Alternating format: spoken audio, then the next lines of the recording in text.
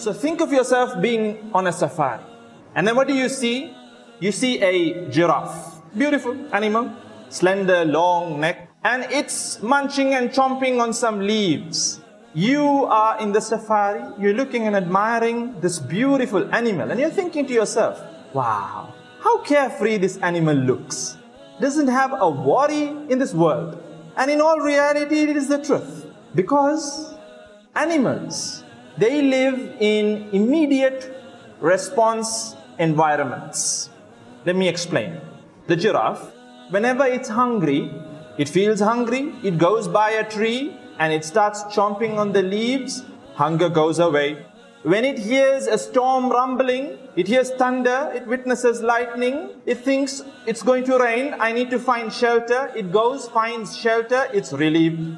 When it spots a predator, an animal that's looking to hunt it immediately, the flight or fight signals, fire in its brain. It runs for safety, and once it's safe, alhamdulillah. So immediate response environments. But we human beings, we live in delayed response environments. Today you're studying, you're not going to see the results immediately. You need to get your degree and you still don't know once you get your degree as to whether you would get a job. And even if you get a job, you don't know as to whether you'll be happy doing that particular job. And you don't know as to whether you'll be paid well.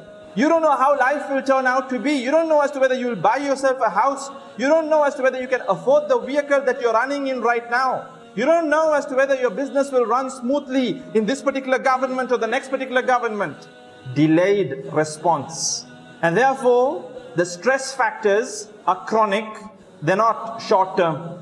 For the giraffe, it's short term. You see, anxiety is a natural response. Anxiety is a natural response. Just like depression is a natural thing, If you read about depression, when you're going through certain worries, depression kicks in to numb your feelings.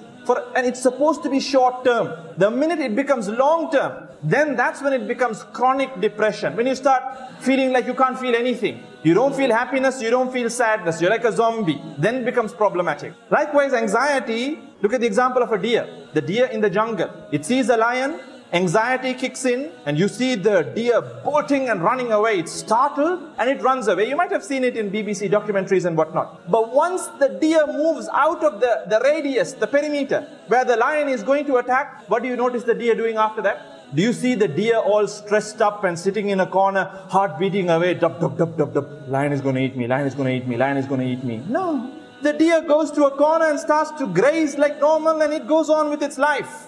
It doesn't have, chronic anxiety where it's constantly on pins and needles. The next time it spots another predator, again it runs. It goes to a safe haven. It goes back to its calm state. And this is how we're supposed to be. But we aren't that. We are constantly filled with anxious thoughts. Constantly. We're always on pins and needles.